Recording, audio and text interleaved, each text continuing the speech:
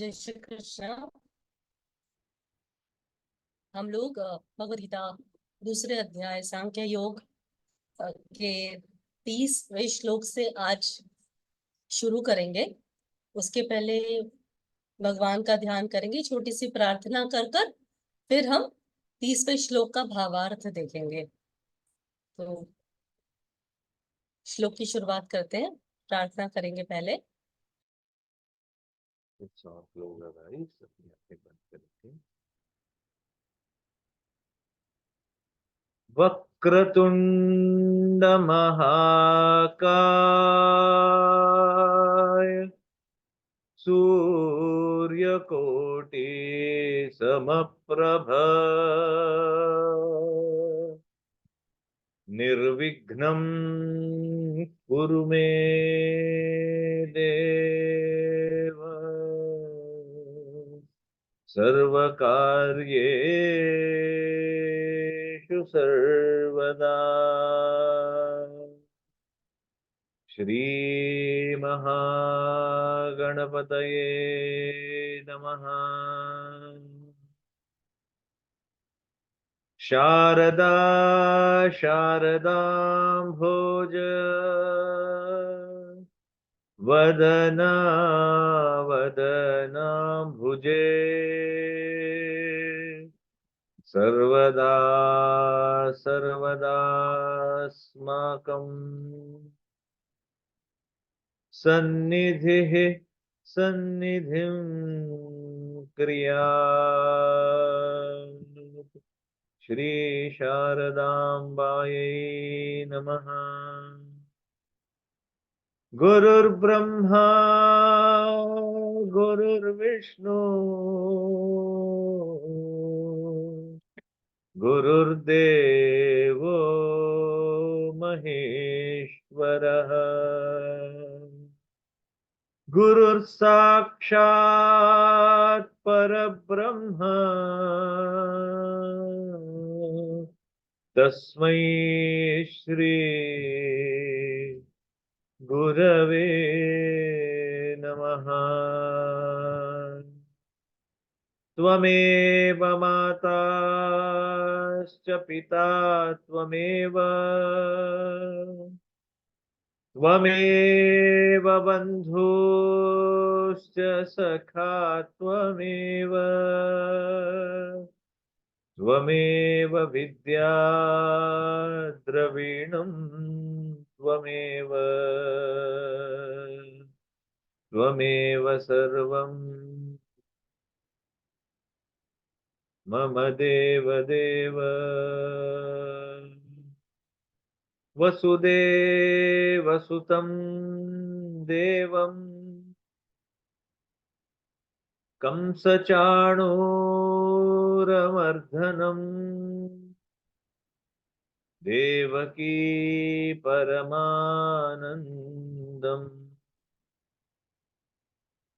कृष्णं वन्दे जगद्गुरुम्। मातृभ्यो नमः पितृभ्यो नमः आचार्येभ्यो नमः देवेभ्यो नमः मुनिभ्यो नमः ऋषिभ्यो नमः गुरुभ्यो नमः कुलदेवतायै नमः ग्रामादिदेवतायै नमः सर्वेभ्यो देवेभ्यो नमः सर्वाभ्यो देवताभ्यो नमः सर्वेभ्यो ब्राह्मणेभ्यो नमः।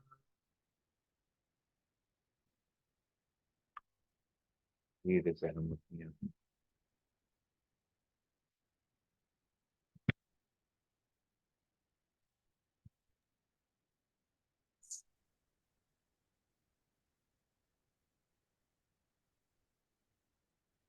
श्लोक नंबर 31।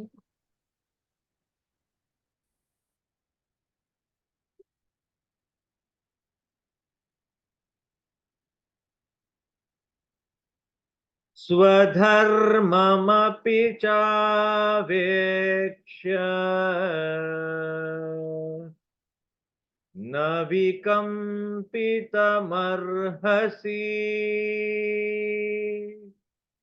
धर्म्याद्धि युद्धात् श्रेयोऽन्य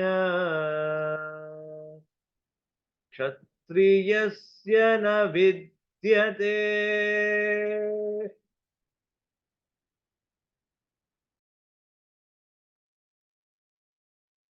भगवान अर्जुन को अब बताते हैं कि स्वधर्म के हिसाब से जो तेरा धर्म है, क्योंकि अर्जुन ने 7वें श्लोक में भगवान के शरण जाता है अर्जुन और पूछता है, कार्पण्य दोषोपहत स्वभाव पृच्छामि त्वाम धर्म समूढ़ चेतः यच्छ्रेयस्या निश्चिंतम ब्रूहि तन्मे शिष्यस्ते हम शादी माम त्वाम प्रपन्नम।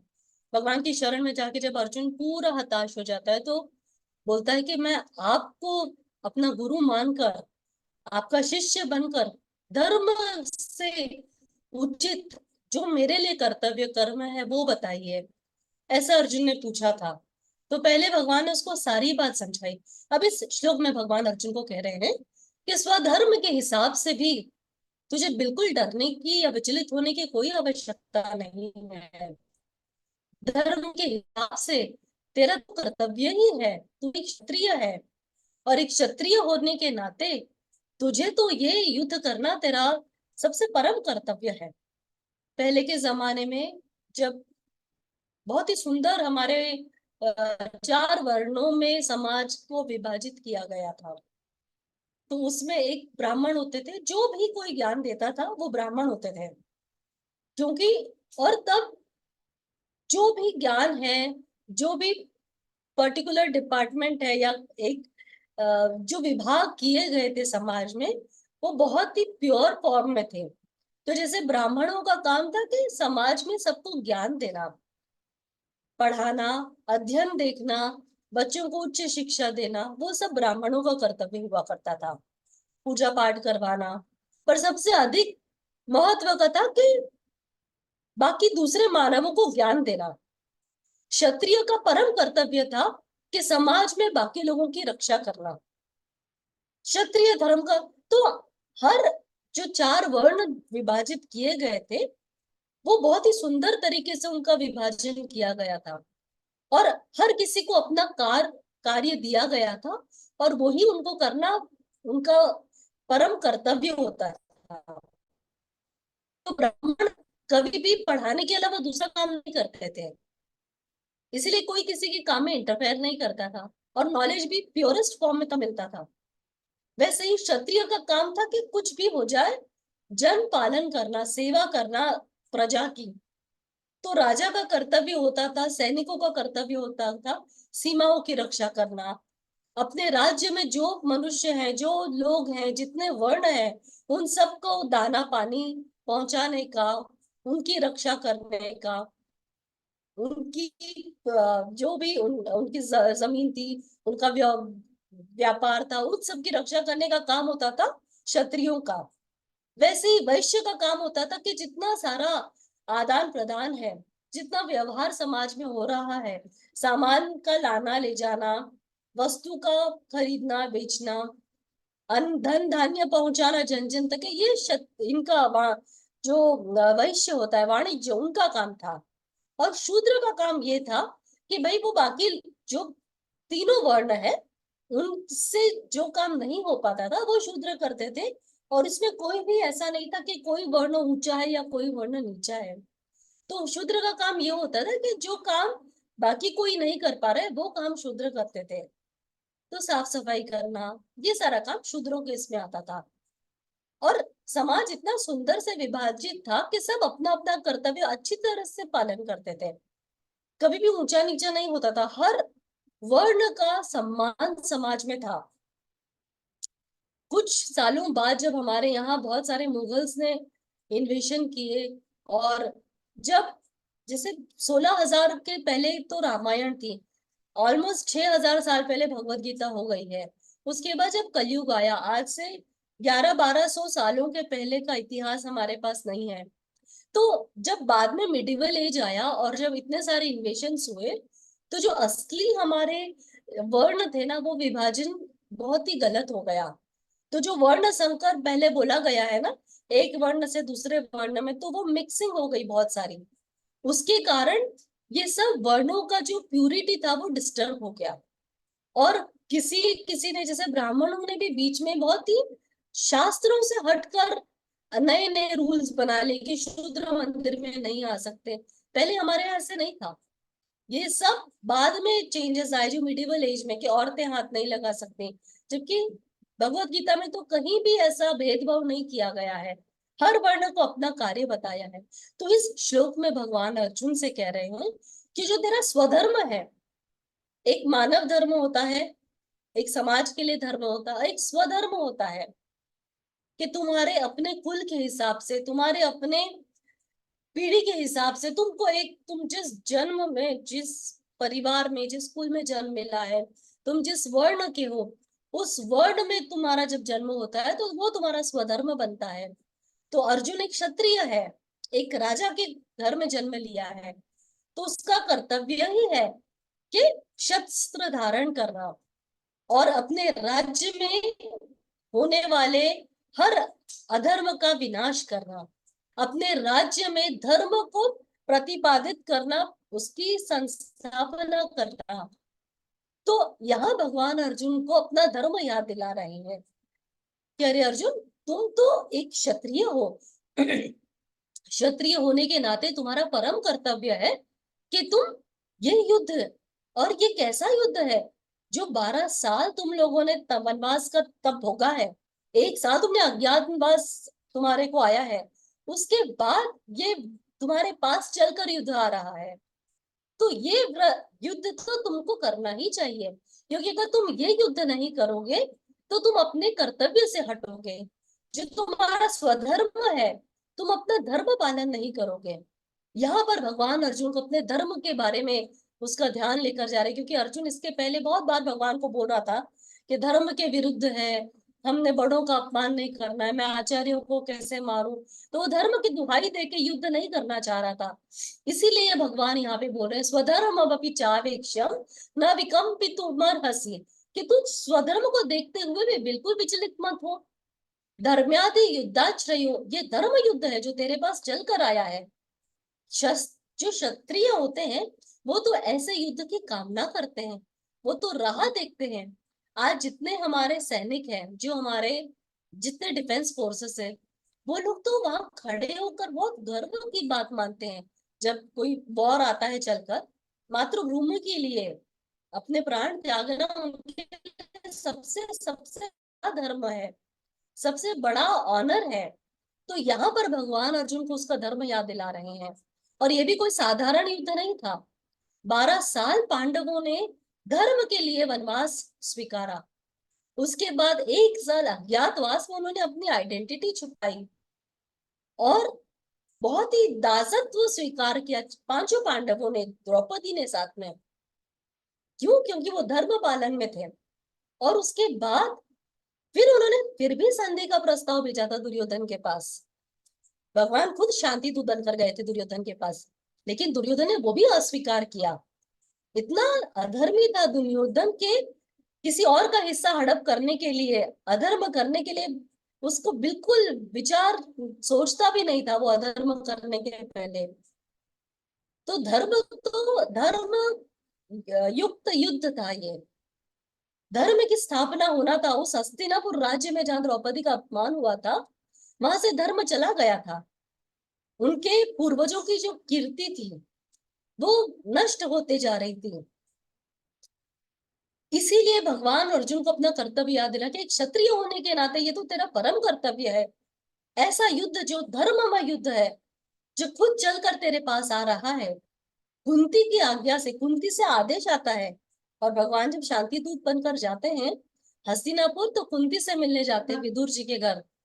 तब विदुर, तब माँ कुंती उनको बोलती है कि हे कृष्ण, मेरे बच्चों को, अर्जुन और भीम को ये संदेशा देना कि जिस दिन के लिए शस्त्राणियां अपने बच्चों को जन्म देती हैं वो दिन आ गया। तुम्हारा ये युद्ध करना अनिवार्य है। तो यहाँ पर भगवान अर्जुन को अपना धर्म याद दिला रहे हैं। और कौन सा धर्म? एक क्षत्रिय का धर्म। धर्म के लिए शस्त्र उठाओ, धर्म के लिए युद्ध करो। और ये कोई साधारण युद्ध नहीं था, ये धर्ममय युद्ध था, जिसको लड़ने के बाद धर्म की स्थापना होना था। इसके अगला वाला श्लोक देखेंगे।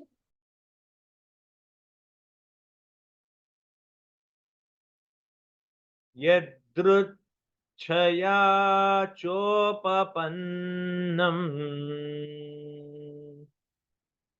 स्वर्गदा द्वारमपावृतम्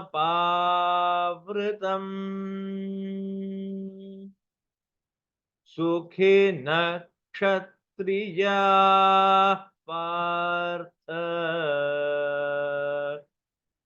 लभन्ते युद्धमीदृशम्।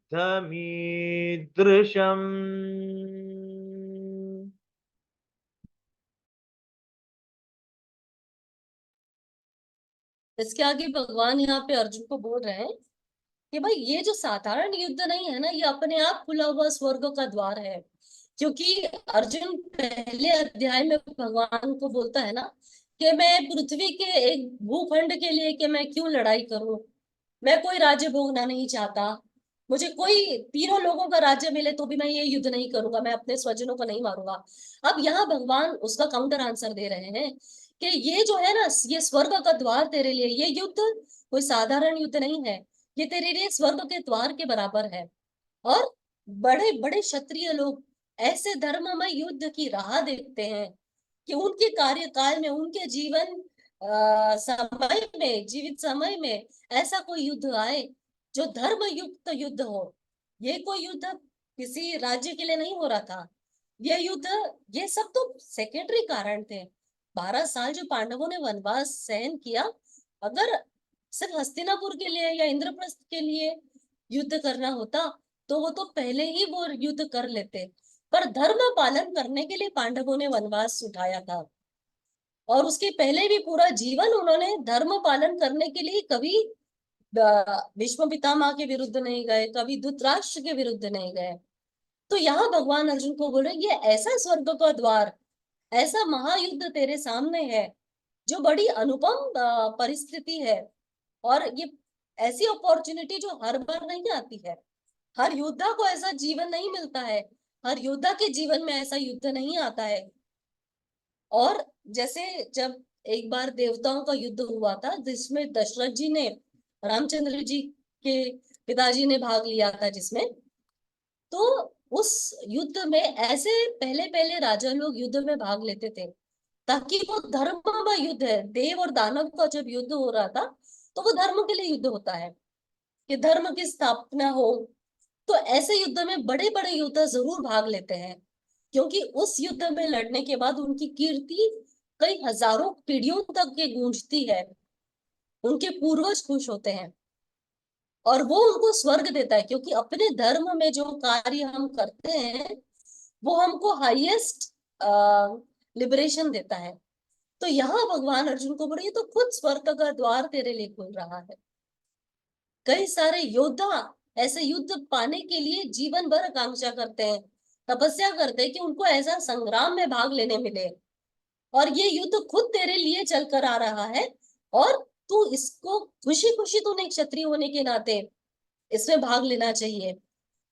और इससे बिल्कुल ये नहीं सोचना चाहिए कि मैं युद्ध करने से मेरे पाप चढ़ेगा या मैं किसी को मार दूंगा। ये सब तो बहुत छोटी चीजें हैं। तो इस युद्ध को कोई साधारण युद्ध मत समझ, कोई भूखंड के लिए युद्ध नहीं है ये, या किसी के अधिकार के लिए युद्ध नहीं है, ये तो धर्म की स्थापना करने के लिए युद्ध है। और भगवान यहाँ बार बार अर्जुन को धर्म के बारे में, क्योंकि अर्जुन पूछता है ना, धर्म के धर्म के रास्ते मेरा क्या कर्तव्य है, धर्म किससे मैंने क्या पालन करना चाहिए, मेरा क्या धर्म है मुझे बताइए। तब भगवान उसका ध्यान यहाँ लेके जा रहे हैं कि भाई तेरा स्वधर्म ही है एक क्षत्रिय, और ऐसा धर्म युद्ध जो खुद चलकर तेरे पास आ रहा है, तुझे तो बिल्कुल उसको, ये स्वर्ग का द्वार है। ये लड़ने के लिए तो कई लोग तपस्या करते हैं, कई लोग राह देखते हैं, ऐसा तेरे सामने द्वार खुला हुआ है और तू इसको, बड़े भाग्यवान लोग को मिलता है ये सौभाग्य। तो तू खड़ा हो जा और तू उठकर युद्ध कर। इसका अगला श्लोक देखेंगे। अथ चेत्त्वमिमं धर्म्यम् संग्रामं न करिष्यसि ततः स्वधर्मं कीर्तिं च हित्वा पापमवाप्स्यसि।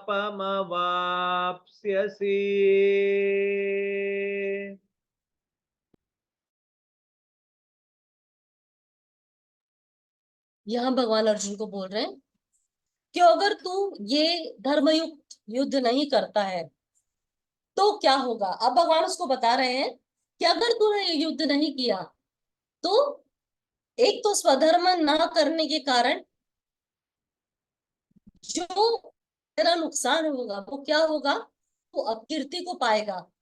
क्योंकि अपने धर्म की रक्षा करने के लिए जब एक योद्धा लड़ता है और वो युद्ध में वीर गति को प्राप्त होता है तो उसकी कीर्ति, उसका फेम बढ़ता है।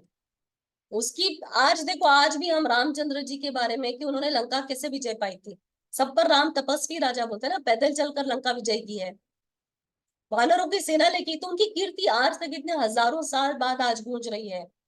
चलो वो तो भगवान है। चंद्रगुप्त मौर्य, कैसे उसने इतने सारे युद्ध जीते, चाणक्य ने कैसे जीता है, तो हमको ये याद है, ये इनकी कीर्ति है। जब हम धर्म युद्ध, जब कोई योद्धा लड़ता है, जैसे विक्रम बत्रा, उन्होंने कारगिल में अपनी जान गंवाई, और मतलब जान गंवाई क्या, वो वीर गति को प्राप्त हुए, तो पूरा देश उनको याद करता है। तो वो कीर्ति है, और वो बहुत ही, एक क्षत्रिय के लिए वो सबसे बड़ा सौभाग्य, सबसे बड़ा ऑनर है, सबसे बड़ा मेडल है। तो भगवान अर्जुन को बोल रहे हैं कि अगर तू ये धर्म युद्ध नहीं करेगा तो सबसे बड़ा तो अपने धर्म का नाश करता है तू, क्योंकि तेरा जो धर्म है तू वो नहीं कर रहा है। दूसरा, जो कीर्ति तुझे मिलने वाली है ये युद्ध करके, भले ही तू वीर गति को प्राप्त हो, तो या फिर तू अगर जीत गया तो पृथ्वी का राज्य भोगेगा, वो भी बहुत अच्छी बात है। बट अगर तू ये दोनों नहीं करता है तो जो अब कीर्ति तुझे लगेगी, जो कीर्ति तुझे मिलने वाली है वो नष्ट हो जाएगी और तेरे ऊपर पाप चढ़ेगा। पाप किस बात का? अपना कर्तव्य नहीं करने का। क्योंकि अगर अर्जुन, जैसे हस्तिनापुर की राज्यसभा में जब द्रौपदी का चीरहरण हो रहा था, तब किसी ने द्रौपदी के लिए आवाज नहीं उठाई थी, तो वहां अधर्म बहुत सारा हुआ था। अगर कोई एक भी खड़ा हो जाता द्रौपदी के पक्ष में, चाहे भीष्म पितामह, चाहे द्रोणाचार्य, चाहे खुद धृतराष्ट्र, तो वो सब जो इतना आज ये अधर्म हो रहा है, आज युद्ध तक के बात आ गई, ये उस वक्त नहीं होती। तो वहां पर किसी ने अपने धर्म का, अपने कर्तव्य का पालन नहीं किया, तो पूरे आज तक के कोई उनको उस अपकीर्ति तो उन सबके माथे पर लगी थी। तो भगवान यहाँ अर्जुन को वो बता रहे हैं कि तू अगर ये युद्ध नहीं करेगा तो तुझे लोग भगोड़ा मानेंगे, कायर समझेंगे, और तेरी कीर्ति नष्ट होगी। जो गांडीवधारी अर्जुन का हम नाम लेते हैं, आज पूरे महाभारत में सबसे अधिक प्रिय अगर पात्र कोई है, अगर कोई कैरेक्टर देखा जाए तो अर्जुन का सबसे अधिक प्रिय होता है कृष्ण के बाद। कृष्ण तो स्वयं नारायण है, भगवान है, बट अर्जुन सबसे अधिक प्रिय है उसके बाद। तो ऐसा अर्जुन की कीर्ति नष्ट हो जाएगी और अपना कर्तव्य नहीं करने के कारण उसको पाप लगेगा। और यहाँ भगवान पाप की बात इसलिए बता रहे क्योंकि अर्जुन ने शुरू में पाप और पुण्य की बात करी कि मैं अगर भीष्म पितामह को और मेरे गुरु को मारूंगा, गुरु हत्वा करके वो बोलता है ना, तो मुझे पाप चढ़ेगा। मैं अपने स्वधर्म, अपने स्वजनों को मारूंगा तो मुझे पाप लगेगा। तो भगवान उसको एक्चुअल पाप क्या लगेगा वो उसको समझा रहे कि जो तेरा धर्म है, जब तू अपना धर्म नहीं करेगा तो तेरी कीर्ति का नाश होगा। तेरे पूर्वजों का जो तू सम्मान लेकर आ रहा है, उनका जो लीनिएज का नाम तू लेकर आ रहा है, तो उनकी कीर्ति को नष्ट करेगा कि उनके कुल में कोई एक ऐसा हुआ जो युद्ध से भाग गया, एक ऐसा क्षत्रिय हुआ जो डरा था। और उसने अपने पूर्वजों का नाम नीचे कर दिया, तब तुझे पाप का भागी बनेगा तू। और जिनके लिए तू युद्ध करने वाला था, जिस धर्म की रक्षा के लिए, जे तेरी पांचाली ने अपने बाल खुले रखे थे, उसकी प्रतिज्ञा थी कि दुशासन के लहू से, दुर्योधन की जांग से, उनके जो लहू से मैं अपने केश धोऊंगी। कई हजारों साल, मतलब 13 साल तो पांचाली ने बाल नहीं बांधे थे अपने। तो इतने सारे ऐसे, एक पति का धर्म उसका था, अर्जुन का, कि तुम अपनी पत्नी का जो अपमान हुआ है उसका तुम्हारा कर्तव्य है कि तुम अपनी पत्नी के लिए प्रतिशोध लो। अपने भाइयों का जो दासत्व उनसे करवाया, जो भीम को जहर दिया, जो लाक्षाग्रह हुआ, तो अब वो युद्ध का समय आया है। जितना अधर्म हुआ है, उस अधर्म का प्रतिशोध लेने का ये उचित समय है। और ये तुम्हारा धर्म भी है एक क्षत्रिय होने के नाते। इसीलिए तुमको बिल्कुल भी किसी भी तरीके से ये स्वर्ग का द्वार तो नहीं छोड़ना चाहिए। और अगर तू ये युद्ध नहीं करेगा, अब भगवान उसको बता रहे हैं, पहले वो बोल रहा था अगर मैं युद्ध करूंगा तो मुझे पाप लगेगा, मैं युद्ध करूंगा तो मैं कीर्ति को भूल जाऊंगा, मतलब कीर्ति का नाश होगा, मेरे परिवार के बारे में लोग बुरा बोलेंगे, वर्ण संकर होगा, सब वो भ्रमित बातें कर रहा था। अब भगवान उसको बता रहे हैं कि अगर सच में तू युद्ध नहीं करेगा तो क्या क्या होगा। इसका अगला श्लोक देखेंगे। अकीर्तिं चापि भूतानि कथयिष्यन्ति ते व्यया सम्भावितस्य च कीर्तिम् मरणादतिरिच्यते।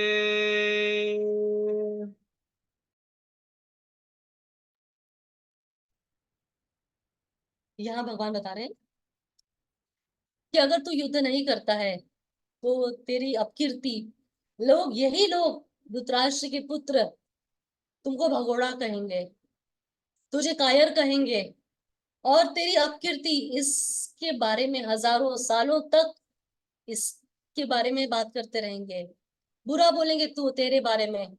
और ये किसी भी महायोद्धा के लिए सबसे दुख की बात है। और ये अपकीर्ति, मतलब ये अपकीर्ति अपने ऊपर लेना यानी सबसे बड़ा कलंक लेने के बराबर है। इसके पहले जैसे हमने देखा था, रामचंद्र जी भी अपने शब्दों की लाज रखने के लिए वन गए थे। अपने पिता को बोला, उन्होंने बोला कि तुमको वनवास जाना है, तो शब्दों का योद्धाओं के लिए, क्षत्रियों के लिए बहुत वैल्यू होती थी। रावण के साथ भी युद्ध किया क्योंकि सीता जी को रावण हरण करके लेकर गया था। तो धर्म में युद्ध करना पहले बहुत सिस्टमैटिकली लोग अपना व्यवहार रखते थे। बिना कारण से लड़ाई झगड़ा कभी भी नहीं करते थे राजा महाराजा लोग पहले के। बट अगर कोई ऐसी गलती हुई है तो वो एक बार शस्त्र उठाने के बाद शस्त्र छोड़ते भी नहीं थे। जैसे महाराणा प्रताप को भी अगर देखा जाए, हम, ये कीर्ति जो है ना, ये दिस इज वीरों की गाथा है ये। जैसे महाराणा प्रताप ने भी, जब अकबर से पहले तो 2 लड़ाइयों में अकबर को हरा ही दिया था। एक बार फिर अकबर धोखे से महाराणा प्रताप के राज्य को जीत लेता है। तो महाराणा प्रताप जंगल में रहे थे, उन्होंने अनाज त्याग दिया था और घास की रोटी खाकर उन्होंने तब प्रण लिया था कि जब तक मैं अपने राज्य, मतलब अपनी मातृभूमि को विजयी नहीं कर लेता, तब तक मैं अनाज नहीं खाऊंगा। तो ऐसे हमारे राजा महाराजा होते थे। और ये तो अभी की 500-600 साल पहले की भी बात नहीं है महाराणा प्रताप की। बट अर्जुन के वक्त तो भगवान उसको वही बता रहे कि तू कैसे अपनी इस कीर्ति को खो सकता है अर्जुन। क्योंकि यही लोग जो आज, जिनको तू दया करके छोड़ना चाह रहा है, जिन पर तू तेरा इतना ममता हुई है तेरी, जिन को तू भूल गया है, जिन लोगों ने तुम्हारा राज्य हड़प कर लिया, तू भूल गया है जिन लोगों ने तेरी भार्या की इतनी दुर्गति करी थी उस राज्यसभा में, तू ऐसे लोगों को माफ कर देना चाह रहा है, पर ये लोग तुझे माफ नहीं करेंगे। तू जैसे ही इस युद्ध से हट जाएगा, तू जैसे ही अपने शस्त्र डालेगा, ये लोग तुझे कायर कह के बुलाएंगे। और किसी भी वीर क्षत्रिय के लिए सबसे बड़ा दुख की बात होती है कि उसके बारे में अपकीर्ति, वो उसके लिए मरण के समान होता है। वो कहते हैं ना, रघुकुल रीति सदा चली आई, प्राण जाए पर वचन न जाए। तो इनके वचन, इनका एटीट्यूड ही बहुत मायने रखता था पहले के राजा महाराजाओं के लिए। तो यहाँ भगवान अर्जुन को वो समझा रहे हैं कि एक अपनी कीर्ति के लिए, और हर बार देखा गया है जो कमजोर होता है ना, जो धूर्त होता है ना, वो बहुत आराम से बात बना के, गलत बात करके, जो सच्चा इंसान है वो कभी भी किसी के बारे में बुरा नहीं बोलेगा, वो किसी की बुराई नहीं करेगा। बट जो बुरे लोग होते हैं, जो कमजोर लोग हैं, जो धूर्त है, जो अधर्मी है, वो कभी भी दूसरों की बुराई करेंगे, उनको नीचा दिखाएंगे। और किसी का भी अच्छे आचरण, जैसे हरिश्चंद्र थे, उन्होंने सच बोलने के लिए ही पूरा राज्य त्याग दिया था, धर्म का पालन किया था। तो पहले से हमारे शास्त्रों के हिसाब से धर्म को सर्वोपरि रखा गया है। और धर्मयुक्त युद्ध अगर अर्जुन छोड़ देता है तो बहुत बड़ी अपकीर्ति होती है, उसको भगोड़ा बोला जाता था, भागने वाला, डरपोक बोला जाता था। यहाँ देखने वाली बात एक और है कि भगवान भी को भी रणछोड़ बोला गया है, श्री कृष्ण को। पर भगवान ने रण कब छोड़ा था? भगवान रण छोड़कर भागे थे जरासंध के साथ, क्योंकि जरासंध को वरदान था कि उनका शत्रु जो उनके सामने लड़ने आएगा, शत्रु का आधा बल उसको मिल जाएगा। तो भगवान तो ये बात अच्छे से जानते थे, और इसीलिए भगवान उसके साथ रण छोड़ के भागे, क्योंकि ना ही वो धर्मयुक्त युद्ध था, जरासंध ने चढ़ाई की थी भगवान के ऊपर, और वो अपने मित्र का, शिशुपाल जैसे अधर्मी को मारने का बदला ले रहा था श्री कृष्ण से। तो इसीलिए भगवान रण छोड़कर भागे थे। तो भगवान को अब कीर्ति नहीं होती है, भगवान का तो सुंदर नाम हो गया रणछोड़, प्यार से उनको रणछोड़ राय बुलाते हैं। लेकिन अर्जुन अगर रण छोड़कर भागता तो उसकी अपकीर्ति होती, उसे डरपोक बोला जाता कि अरे बड़ा गांडीव लेकर घूमता था, बड़ी धौंक जमाता था अपने गांडीव की, और जब सब युद्ध हो गया तो आज युद्ध के सामने खड़ा होकर ये डर कर भाग गया है। तो इसीलिए अर्जुन को भगवान समझा रहे कि तू ऐसी अपगति अपनी मत कर, ऐसी अपकीर्ति का भागी मत हो, तू युद्ध कर। इसका अगला श्लोक देखेंगे। भयाद्रणादुपरतम्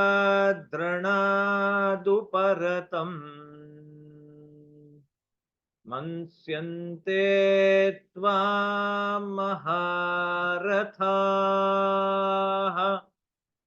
येषां च त्वं बहुमतो भूत्वा यास्यसि लाघवम्।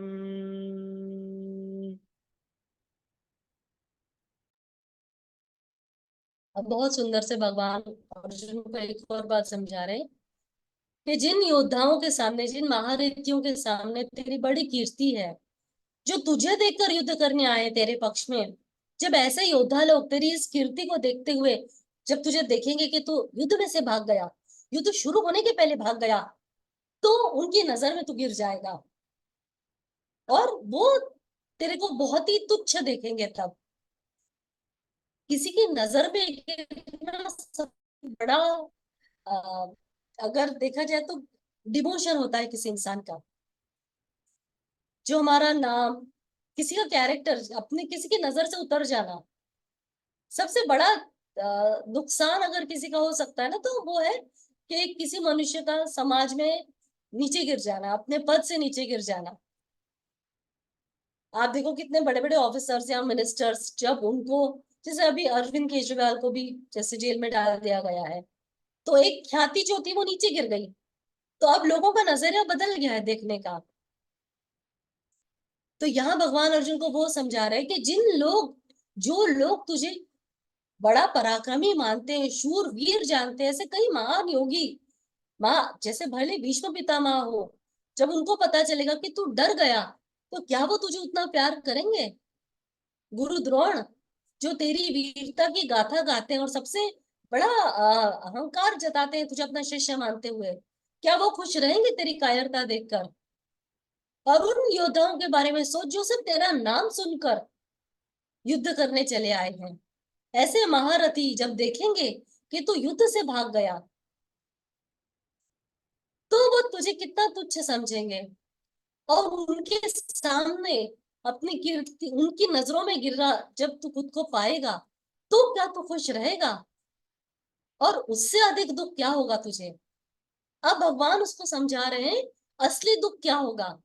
अर्जुन इसके पहले बोल रहा था ना कि मैं अपने स्वजनों को मार दूंगा तो मुझे राज्य मिल भी जाए, पूरे तीनों लोगों का राज्य मिल जाए, तो भी मैं क्या एंजॉय करूंगा, मैं क्या सुख भोगूंगा, मैं तो दुखी रहूंगा।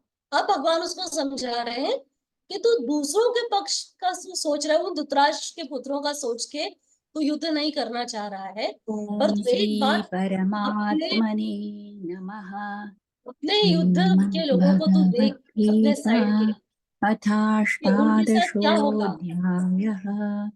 अर्जुन उवाच तो यहाँ सन्न्यासस्य पर भगवान महाबाहो अर्जुन को यही समझाना चाह रहे हैं कि कुछ भी करके तेरे लिए युद्ध करना तो अनिवार्य है, और अपने साथ जो तेरे महान योद्धा है ना, तो उनके लिए युद्ध कर। इसका अगला श्लोक देखेंगे।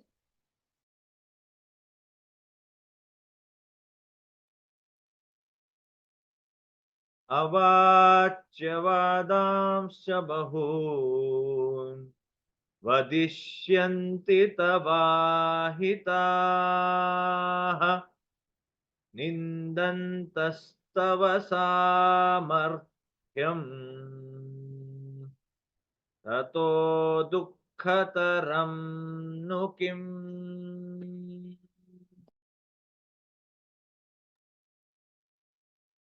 अब यहाँ भगवान अर्जुन को ये बता रहे हैं कि देख, ये जो धृतराष्ट्र के पुत्र है, जो तेरे वैरी लोग हैं, जब तू युद्ध नहीं करेगा या तुम लोग युद्ध में हार जाओगे क्योंकि तू युद्ध नहीं करेगा, तो ये वैरी लोग तेरी बहुत सारी न कहने वाली बातें तुमको कहेंगे।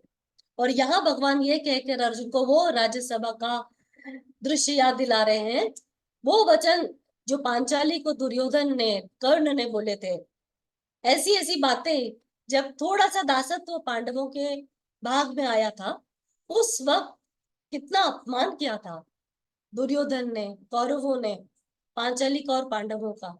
तो भगवान यहाँ अर्जुन को वो बात याद दिला रहे हैं, आज तू सामर्थ्य के साथ इस युद्ध में खड़ा है, इसीलिए इन लोगों के मुंह बंद है।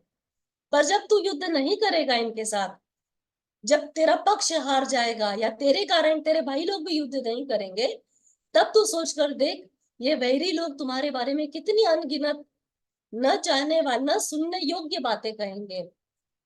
और उससे बड़ा दुख तुम लोगों के लिए और क्या होगा। ये लोग तुमको कायर कहेंगे, भगोड़ा कहेंगे, ढोंगी कहेंगे। ये लोग शायद ये भी कह दें कि तुम अधर्मी हो क्योंकि तुम हार चुके, तुमको अज्ञातवास तुम्हारा खत्म ही नहीं हुआ था। दुर्योधन तो शुरू से यही बात कह रहा था ना कि पांडवों का तो अज्ञातवास हुआ ही नहीं पूरा, उसके पहले ही उसने उनको ढूंढ लिया था। और इसीलिए दुर्योधन वापस पांडवों को बोल रहा था कि तुम 12 साल का वनवास स्वीकारो और 1 साल का अज्ञातवास।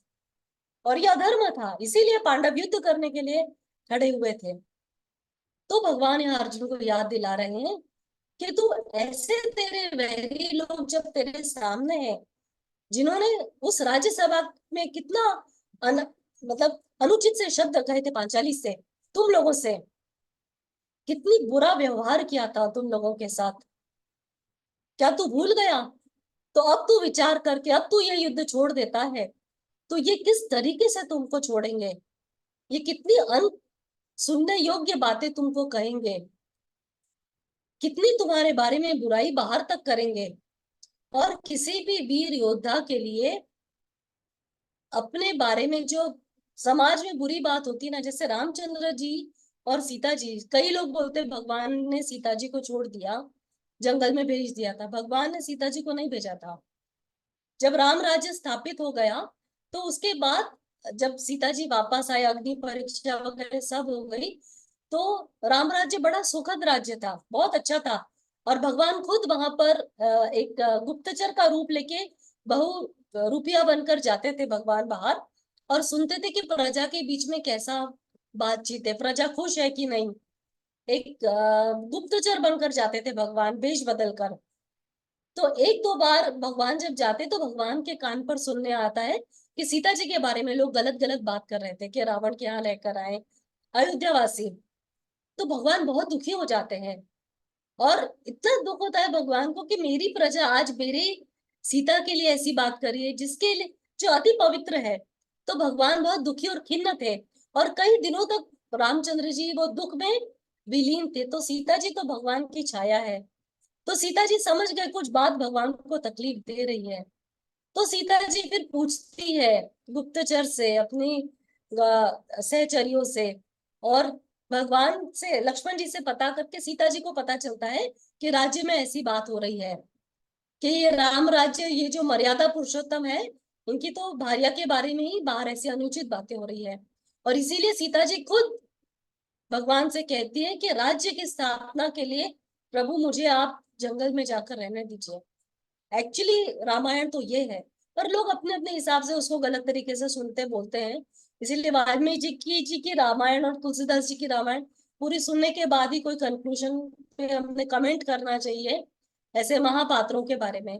तो यहाँ पर वैसे ही अपकीर्ति से बचने के लिए, क्योंकि देखो भगवान राम सीता जी तो महापवित्र थे, अग्नि परीक्षा दी थी उन्होंने। अग्नि परीक्षा क्या थी, उसमें से वही मतलब प्योर सीता बाहर आए थे उसमें से। लेकिन फिर भी लोगों को 2 मिनट नहीं लगा, इतने मतलब राम राज्य में तो ऐसा क्लेश भी नहीं था, द्वेष भी नहीं था लोगों के मन में, फिर भी लोगों ने गलत बात करी सीता जी के बारे में ही। तो ये तो द्वापर युग है। तो भगवान यहाँ अर्जुन को वही समझा रहे हैं कि भाई उस वक्त को याद कर लो तुम कि राज्यसभा में कितनी अनुचित बातें कही थी। वो पांचाली आज तक अपने केश खुले रखती है क्योंकि उसका अपमान किया था। और कर्ण ने कितनी न बोलने वाली बातें बोली थी। दुर्योधन ने कैसा व्यंग किया था पांचाली के चरित्र के ऊपर। तो अगर तू ये युद्ध छोड़ देगा तो वो सोच तेरे वैरी कैसी कैसी बातें तुझे कहेंगे। इसीलिए कुछ भी कर कर तुझे तो ये युद्ध करने के लिए खड़ा होना है। भगवान हर तरीके से अर्जुन का कॉन्फिडेंस बूस्ट अप कर रहे हैं, उसको धर्म की बात याद दिला रहे हैं, उसको ये समझा रहे हैं कि अगर युद्ध नहीं करेगा, देखो एक अच्छा मित्र होता है ना, वो प्रॉस एंड कॉन्स हर चीज के समझाता है। पहले भगवान ने पूरा अर्जुन को सुना, उसके बाद भगवान एक एक बात अर्जुन को धीरे धीरे समझा रहे हैं। इसके अगला वाला श्लोक देखेंगे।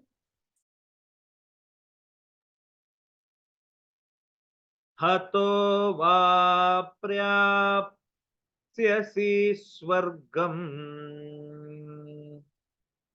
जित्वा वा भोक्ष्यसे महीम् तस्मात् उत्तिष्ठ कौन्तेय युद्धाय कृतनिश्चयः।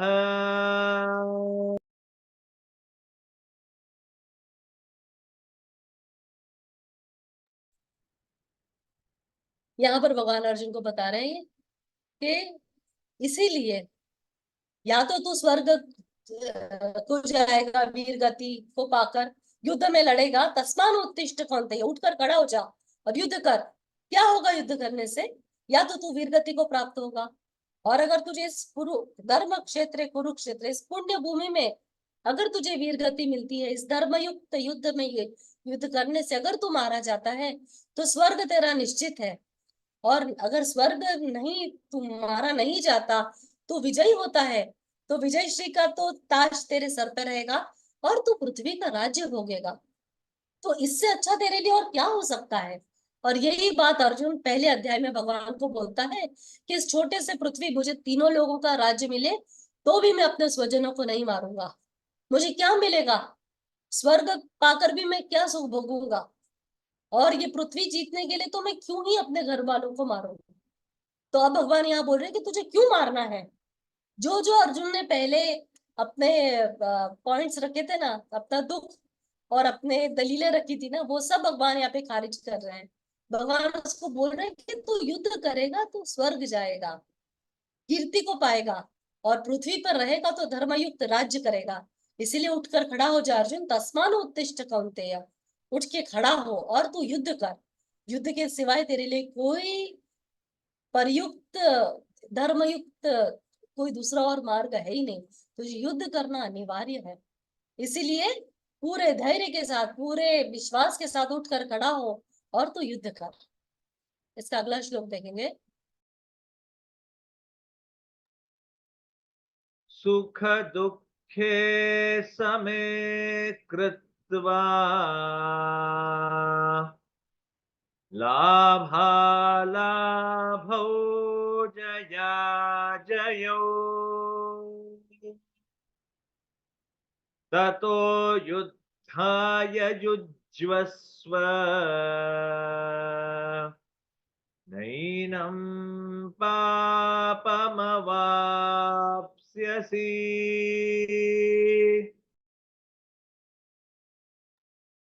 Very beautiful. भगवान यहाँ बोल रहे कि सुख दुख, जय विजय, जय पराजय या लाभ हानि, तू ये किसी भी पैरामीटर को याद करके युद्ध मत कर। इन सब को भूल कर तू युद्ध कर, तेरा कर्तव्य समझ कर तू युद्ध कर। क्योंकि जब तू इसके परिणाम की चिंता किए बिना युद्ध करेगा, अपना धर्म मान कर युद्ध करेगा, तो तुझे पाप नहीं लगेगा। और यहाँ भगवान अर्जुन को बता रहे हैं, अब भगवान उसको आगे के श्लोक में भी समझाएंगे कि हमको कैसे पाप लगता है। तो जब हम परिणाम की, अब उसको आगे कर्म योग के बारे में भगवान समझाने लगेंगे अर्जुन को। तो यहाँ भगवान उसको बोल रहे कि सुख और दुख ये द्वंद्व है, जय पराजय, हार जीत ये द्वंद्व है। वैसे ही लाभ, और जैसे वो बार बार बोल रहा था ना कि मुझे विजय मिलेगी तो मैं क्या करूंगा विजय पाकर, मैं दुखी हो जाऊंगा अपने दो घर वालों को मारकर, ये सारी बातें बार बार, ये द्वंद्वात्मक बातें बोल रहा था ना अर्जुन बार बार, कि मुझे इससे अधिक दुख क्या होगा अपने घर वालों को मारकर, मुझे क्या लाभ है इनसे युद्ध कर कर, मैं विजय नहीं चाहता। तो भगवान यहाँ अर्जुन को बोल रहे हैं कि तू जय विजय, जय पराजय की चिंता मत कर, तो सुख और दुख की चिंता मत कर, तू इस युद्ध के लाभ और हानि की चिंता मत कर, वो तुझे सोचना ही नहीं है। तू तो तेरा कर्तव्य कर, क्योंकि अगर तू परिणाम के ऊपर उठकर अपना कर्तव्य समझकर, अपना धर्म समझकर युद्ध करेगा, तो तुझे कभी पाप नहीं लगेगा। क्योंकि अर्जुन इसके पहले भगवान को ये सारे कारण बताकर, लाभ हानि, दुख सुख, अपमान, ये सब बताकर, अपने पूर्वजों बड़ों लोगों को मारने से वर्ण संकर पैदा होंगे, हम पाप के भागी बनेंगे, बार बार पाप पुण्य समझा रहा था। अब भगवान उसको समझा रहे हैं कि असली पाप कब लगेगा तुझे, और पाप से ऊपर कैसे उठना है अपना कर्तव्य करते करते। बहुत ही सुंदर से भगवान अर्जुन को यहाँ समझा रहे हैं कि स्वधर्म में जब तुम कोई अपने धर्म के लिए तुम कार्य करते हो, जैसे एक आज कोई पुलिस वाला है, अगर वो चोर को मार देता है, गलती से भागता रहता है चोर और पुलिस वाला उसको मार देता है, तो पुलिस वाला खूनी नहीं है, उसने तो अपना कर्तव्य किया है। तो भगवान अर्जुन को यहाँ समझा रहे हैं कि तू अपना कर्तव्य कर, उसका परिणाम की तू चिंता मत कर। अर्जुन पहले से सोच रहा है कि मैं विजयी बनूंगा तो क्या होगा, अगर मेरे सारे स्वजन मर गए तो क्या होगा, तो मुझे दुख होगा। तो वो प्रोकेस्टिनेट कर रहा है, वो फ्यूचर की एंजाइटी में है। बट यहाँ भगवान उसको बोले तू वर्तमान में रहे और तू तेरा कर्तव्य, what is your duty, you do that. तो तेरा कर्तव्य क्या है, तेरा धर्म क्या है, उठकर खड़ा हो जा। सबसे पहले accept the moment, present moment is inevitable, जो गुरुजी 5 बोलते हैं ना, तो यहाँ भगवान अर्जुन को बार बार प्रेजेंट मोमेंट में ला रहे हैं और बोले कि उठ के खड़ा हो जा तू, और किसी भी चीज के परिणाम की चिंता मत कर कि युद्ध का परिणाम क्या होगा, तू तेरा कर्तव्य कर और उठ के खड़ा होकर युद्ध कर। इसके अगले वाला श्लोक देखेंगे। एषा ते विहिता सांख्ये बुद्धिर्योगे त्विमां शृणु बुद्धया युक्तो यया पार्थ कर्मबन्धं प्रहास्यसि।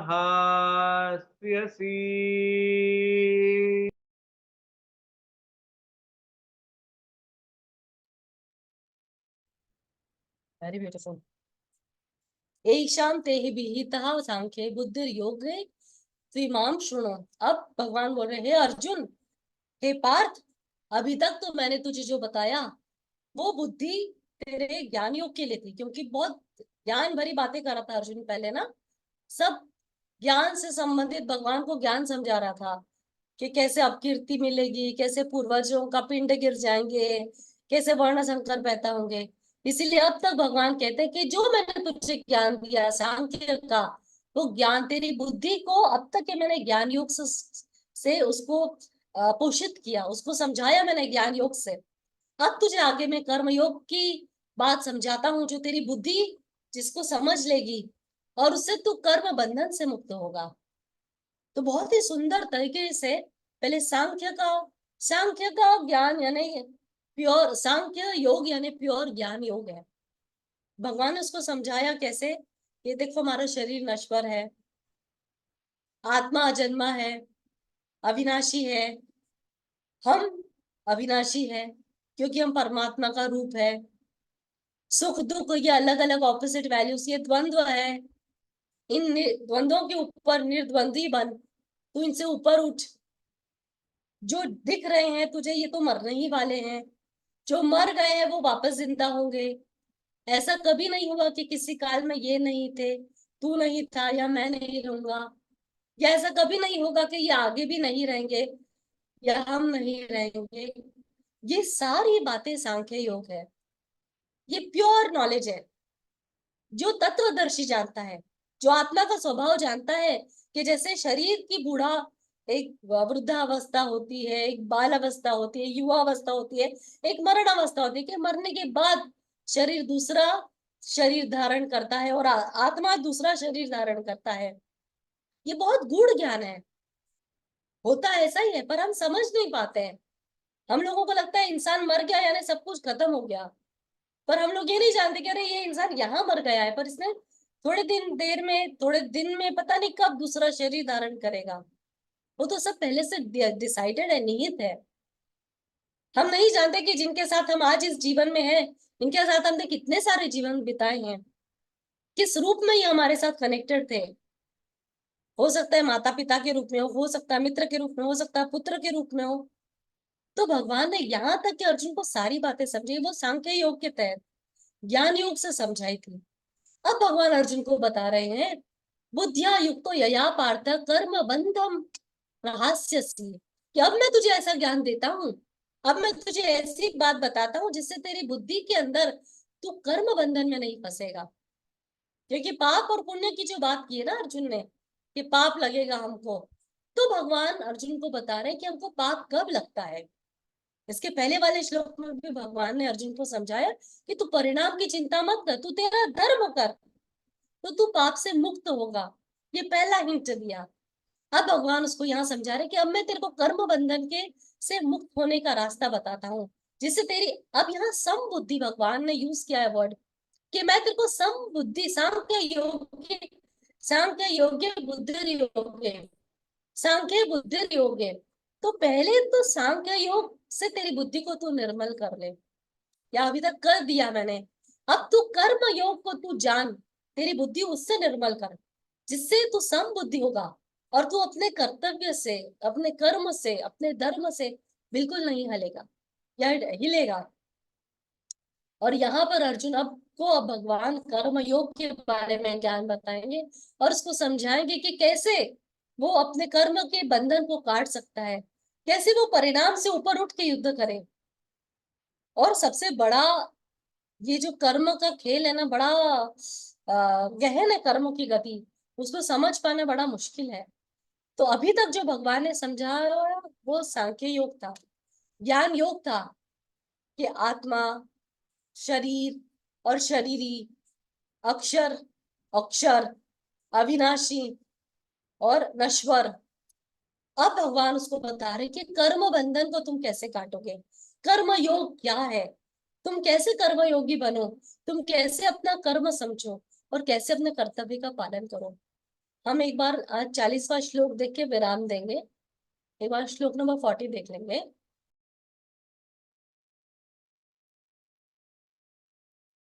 नेहाभिक्रमनो विनेहाभिक्रमनाशोऽस्ति प्रत्यवायो न विद्यते स्वल्पमप्यस्य धर्मस्य त्रायते महतो भयात्।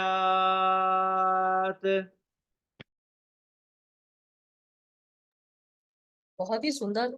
अब वो डीप में भी होता है यहाँ पे कि भगवान यहाँ बता रहे कि ये जो कर्म है ना हमारे, जो नेहा भी क्रमनाशोस्ति, ये जो कर्म का जो क्रम है ना, इसका शुरुआत, इसका बीज नहीं है और इसका फल दोष भी नहीं है। कब? जब तुम इसके परिणाम में नहीं फंसो। इसीलिए भगवान ने उसको पहले बता दिया रास्ता। तुझे पाप मुक्त होना है तो परिणाम की तू चिंता मत कर। परिणाम के ऊपर उठ के तेरा धर्म पालन करने के लिए तू कर्म कर। स्वधर्म, अपना धर्म पालन करने के लिए जो तेरे को उचित एक्शन है तू वो कर, तो तुझे कर्म फल नहीं लगेगा। और कर्म फल का सबसे गूढ़ भी रहस्य यही है कि कर्म तुमको बंधन लगेगा ही नहीं अगर तुम धर्म परायण होके कि मेरा कर्तव्य है, मेरा धर्म है कि मैं युद्ध करूं। मेरा कर्तव्य है कि मैं, घर की गृहिणी का क्या है, उसका कर्तव्य है अपने बच्चों का ध्यान दे, अपने पति का ध्यान रखे और खुद का भी, सबसे पहले खुद का ध्यान रखे। तो अपना कर्तव्य क्या है, अपने धर्म क्या है। अगर जब हम अपना धर्म जानकर वो धर्म करते हैं, उसका पालन करना ही कर्म करना है। पर अगर हमारे मन में कुछ स्वार्थ आ गया, कुछ इच्छा कि मैं ये दान करूंगा या करूंगी तो मुझे पुण्य मिलेगा, पूरा कर्तव्य, तुम कर्म में फंस गए। तुमको जरूर उसका पुण्य मिलेगा, पर उससे जो कर्म उत्पन्न होगा उसका फल, अच्छा बुरा जो भी उससे रिलेटेड जो आएगा, भुगतना पड़ेगा। इसीलिए कर्म की गति बहुत गहन है और भगवान ने यहाँ यही समझाया है, स्वल्पमस्य धर्मस्य त्रायते महतो भयात्, कि थोड़े से साधन से अगर तुम इस क्रम को समझ जाओ और तुम धर्म परायण हो कि अपना धर्म निभाओ, अपना स्वकर्म करो, स्वधर्म के प्रति जागरूक होकर, तो तुमको कर्म बंधन से तुम बच जाओगे, तो तुम्हारे लिए वो मोक्ष प्रदायक है। पर अगर तुम वो कर्म से कुछ भी उसके परिणाम में फंस गए या कुछ इच्छा रखकर तुमने कर्म करी, अब यहाँ पर सब कुछ, जहाँ कर्म आ गए ना वहां पर परिणाम आएगा। परिणाम का फिर क्या परिणाम होता है, उसके इफेक्ट आएंगे, साइड इफेक्ट आएंगे, इच्छाएं आएंगी, आकांक्षाएं आएंगी, स्वार्थ आएगा। तो ये सब जब आ जाता है ना तो हम कर्म के दलदल में फंसने लगते हैं। अहंकार आता है स्व कर्म करने का भी, अरे मुझसे बड़ा तो कोई है ही नहीं, मैं कितना अच्छा काम करता हूँ, मैंने कितना दान किया, मैंने कितना पुण्य किया, मैं सबकी मदद करता हूँ, मैं महान हूँ, मैं कितनी अच्छी बात करता हूँ, मैं कितने अच्छे लोगों की मदद कर देता हूँ, मैं कितने लोगों का झगड़ा सॉल्व करता हूँ। देखो मोदी जी इतना काम कर रहे हैं, पर आपने कभी भी मोदी जी को खुद की प्रशंसा करते नहीं देखा होगा। हमेशा टीम के मतलब टीम की बात करते कि मेरे देशवासियों आपकी मदद से ऐसा हुआ वैसा हुआ। तो अच्छा जो लीडर होता है ना, हमेशा खुद क्रेडिट नहीं लेता है। कर्म बंधन से बचने का एक और सरल उपाय यही है कि किसी भी चीज का क्रेडिट मत लो। ये किसी, अगर तुमसे कोई काम गलत हो गया तो उसके लिए खुद को दोषी भी मत ठहराओ, ना खुद को ना किसी और को।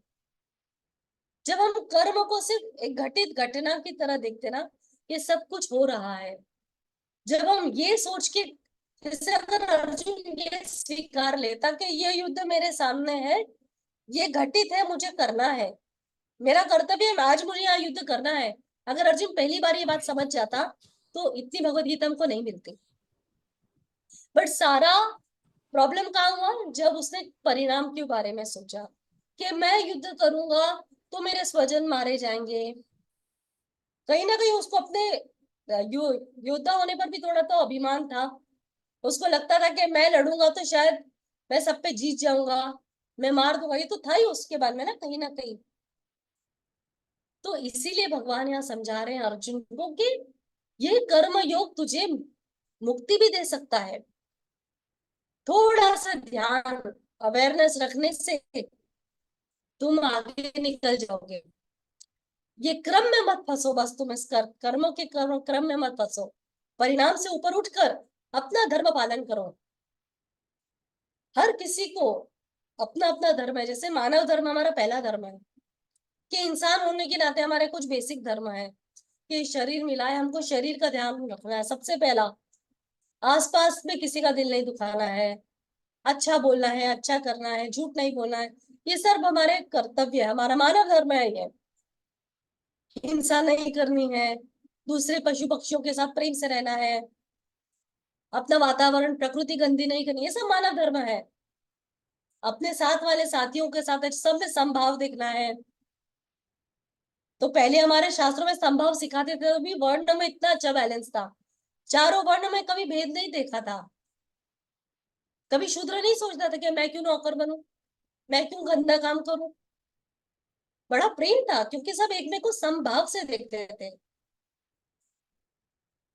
तो भगवान यहाँ वो समझा रहे हैं अर्जुन को, और अब बहुत आगे बहुत सुंदर से कर्मयोग के बारे में भी भगवान उसको बताएंगे कि कैसे हम कैसे हम कर्म करने के लिए आद्युत होते हैं, कैसे हम कर्म करने के लिए हमारे मन में लालसा होती है, आकांक्षा के चलते, इच्छाओं के चलते हम कैसे गलत काम भी कर लेते हैं।